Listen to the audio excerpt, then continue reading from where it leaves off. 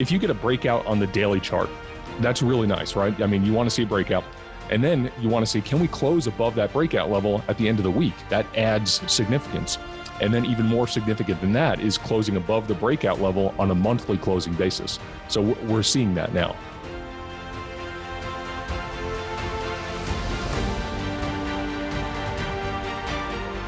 This is Dunnigan Kaiser, founder of Liberty and Finance. I'm now a licensed gold and silver broker for Miles Franklin. Call me directly for the physical gold and silver that you need at the best price with personalized private service from one of the oldest and best companies in the business. For fastest service, just call 1-888-81-LIBERTY. That's 888-81-LIBERTY. And either I or one of my sons and fellow brokers will call you back as soon as we can and understand your needs.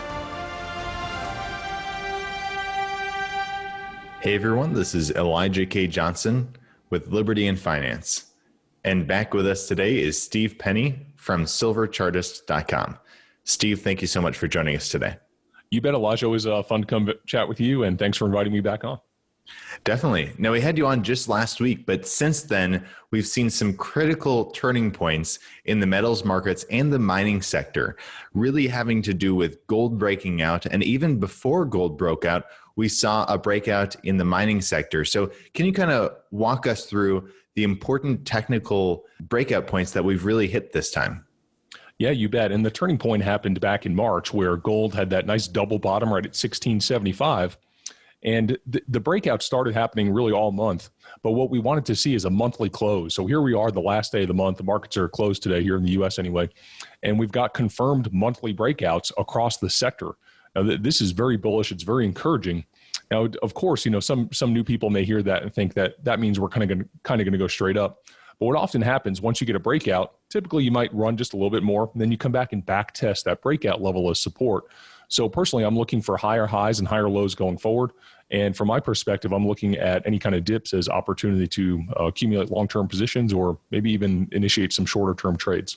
To kind of give us a visual on that, would you like to share kind of the charts that you've been looking at right now? This is a chart measuring gold versus the Dow. And this goes back just a couple of years to late 2019. But what we see here is kind of a turning point where money is starting to perhaps cycle out of stocks and into more valued assets, things like gold. And this is a weekly candlestick chart. So you can see here for 1, 2, 3, 4, 5, 6, 7, 8 weeks in a row, gold has outperformed the stock market. Now, this is very encouraging because, I think that's really what we need to see is capital kind of begin to flow from stocks and some of these momentum-related stocks into the metals. And eventually, in a gold bull market, that ratio typically peaks right about 1-to-1. Like in 1980, the Dow bottomed at 850 and gold peaked at 850. So that's a 1-to-1 ratio. Currently, we're sitting around 20-to-1. So just to return to that ratio, gold would have to outperform the Dow by roughly a factor of 20 going forward. Now, that's over a longer term time horizon, but I do think we're headed there in the fullness of time. Are you expecting gold to rise by 20 times or for the stock market to fall? Yeah, that's such a good question. I'm glad you asked that. So basically, the ratio, I think it's going to come down to 1-to-1. So gold will outperform stocks by a factor of 20. Now, there's a number of ways that can unfold. If we have like runaway inflation or even hyperinflation, you could have the Dow at 100,000 and gold at 100,000. I'm not predicting that, but that would still be a 1-to-1 ratio. Or if we had more of a deflationary kind of bust, you could see gold at say 5,000 and the Dow at 5,000. What matters is the ratio because it's kind of hard to measure things in fiat currency when it's an increasingly less reliable unit of account. So it's really hard to measure things in dollars, but what's important is the ratio. And at the end of the day, that's really what matters when investing, right? Because when you're getting out of one sector, you'll be wanting to get into another sector. So it doesn't really matter the dollar value at that time, right? Yeah, that's so true. From a long-term perspective, like investing for the long term, I look at ratios. Ratios tells you what's overvalued and what's undervalued. And what really matters is purchasing power. It doesn't really matter how many currency units you have if you can't buy much with them. So yeah, ratios are very powerful. Now, with respect to the mining sector, we've seen some key breakouts there if you'd like to share with our viewers. Sure. And this is really encouraging. And especially the sequence that this has happened is pretty encouraging as well. So here's a longer term chart of GDX, which is the senior gold mining ETF, right? And this chart goes back three years, and each candle here represents 1 month. And this is very clear pattern. I mean, this is obvious, this downtrend channel here. And everyone's been watching this. Anyone who looks at charts has been watching this downtrend channel. You might call it a bull flag pattern. And we got a breakout last month, and then we came back and back tested it, which you would see on a closer time frame. And then this month, we confirmed that breakout by rising really nicely. So GDX broke out first. That's institutional money. That's big money piling into the sector. And then what typically happens is the smaller components of the sector, the more speculative components, kind of follow suit. So here's GDXJ, the same chart going back a few years. This is actually a monthly chart here. I labeled this weekly. But look what's happening. It's following suit. It's just now beginning to break out, following the path of gold miners, GDX. And then when you go to the even more speculative component, SILJ, the junior silver miners, look at this chart. This goes back to 2013, and that's as far back as this ETF goes. It's fairly new. But we're seeing a breakout right here above this downtrend line. I mean, it's just beginning to poke its head above that downtrend. So this is like textbook breakout here. And also, whenever we get a breakout, my eyes come to the bottom of the chart. Look at volume. Look at this volume right here. That's well above average volume. So that adds conviction to this breakout. So, this is very encouraging technical action. And, like I said before, I don't think it's going to go straight up, but, I'm looking for higher highs and higher lows. You mentioned how it's significant that this is happening at the end of the month. And we've also seen this last week, gold breakout, or it's kind of touching 1900. It's just above or just below that every day, it seems like. What is the significance of that, especially at the end of the month? Yeah, so really, if you get a breakout on the daily chart, that's really nice, right? I mean, you want to see a breakout. And then you want to see, can we close above that breakout level at the end of the week? That adds significance. And then even more significant than that is closing above the breakout level on a monthly closing basis. So we're seeing that now. So that's significant that we're closing the month above these breakout levels. And turning to a chart for gold here, I mean, this chart goes back to 2010, and this is just a beautiful technical pattern here. You see this big rounded bottom. You might call that a cup. And then we've kind of formed this handle here. They call this a cup and handle pattern because it kind of looks like a cup and handle, right? Well, once you break out of this little downtrend channel, the path of least resistance is a fairly quick run up towards the previous high of $2,089. Now, when I say really quick, I'm not talking like days or weeks. It might take a couple months.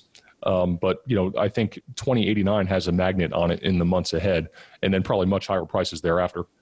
And what kind of prices would you be looking at once gold breaks above that 2089? So once you get above that, that's the all-time high. So there's really no resistance above that high. And a lot of people, newer investors might think, new all-time highs, it's kind of bearish, right? Because it's overbought. Well, the opposite is actually true because there's no overhead resistance. That's when you can really see things begin to accelerate. And I would expect that. As far as intermediate term projections, I mean, I think $2,500 to $3,000 is reasonable over the intermediate term. But I do think we're going significantly higher than that over the years ahead. Now, with respect to silver, if you wanted to share that with our viewers, kind of technically what silver is looking like right now. Yeah. So speaking of that kind of sequence of how the breakouts typically happen, the senior gold miners, junior gold miners, silver miners. Well, what we haven't seen yet is a breakout on silver. So this is a longer term chart, monthly candlesticks again. We've got this triangle pattern right here that we are above, so that you can call that a breakout. But really the confirmed breakout will happen above the previous high here at $30.35. You guys can see that right there. That was the spike high on Silver Squeeze Day, the first one on February 1st. So getting above 30.35 kind of paves the way for a run towards these resistance levels over here around 35, 37, and 44. So really that's the big level to watch, $30.35. Now, I know you've said that we could even see $50 silver this year if we were to break above that. What makes you think that we would break above that and not below that flag pattern? Well, I like to say fundamentals tell me what to buy, technicals tell me when to buy, and the fundamentals are just wildly bullish for the whole sector and even more so for silver. I mean, it's such a small market. Supplies are obviously tight. There's still premiums are very high. So there's a lot of demand for silver. And then the industrial uses are only growing as well. And silver is just historically extremely cheap, undervalued, you might say. And what we're seeing here on that first chart is kind of a market, generalist investors are kind of switching from momentum to value. I think it's just a matter of time before, in this market, in this world where almost everything is in a bubble, eventually these generalist investors are going to be like, they're going to focus on silver and notice that and take note.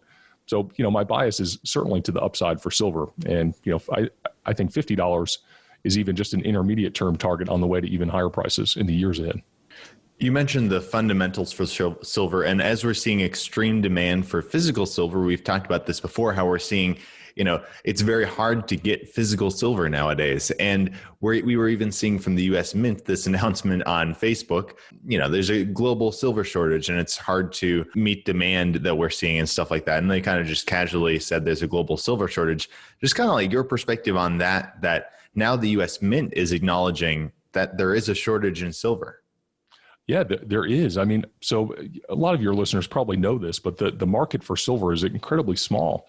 There's less than 1 billion ounces mined every year, and quite a bit less than that, actually, even if you include recycling and all that. So let's just call it 1 billion ounces times $30 silver. That's only $30 billion globally. That is tiny. I mean, one big high net worth investor could almost send the prices significantly higher. So it's a very small market. And, we're seeing retail investors waking up and growing interest. So, yeah, I think the bullish fundamentals are wildly in our favor. And can you remind our viewers, in your perspective, like some of the best ways to take advantage of this move in silver? So there's no right answer. I mean, I can tell people what I do. We do that on my letter. I give a fully over-the-shoulder, transparent approach to exactly what I'm doing. But, it's different for everyone. I mean, the simplest way is just buy some physical metal, right? And just wait. And there's nothing wrong with that. And I think you'll do just fine. For those with a little bit more of a speculative risk tolerance, you can go into the mining stocks.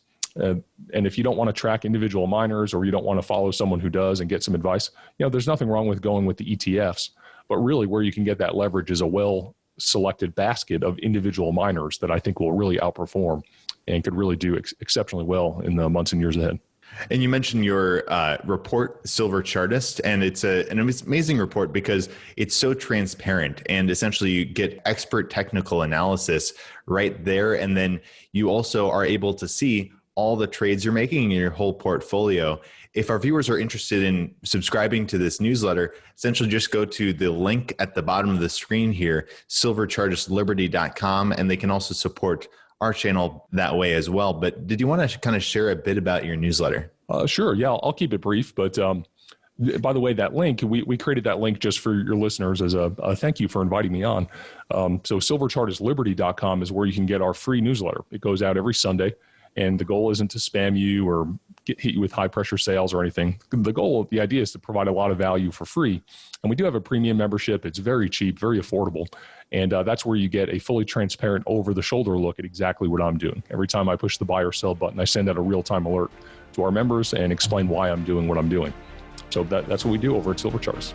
Fantastic. Well, Steve Penny, thank you so much for your time. You bet.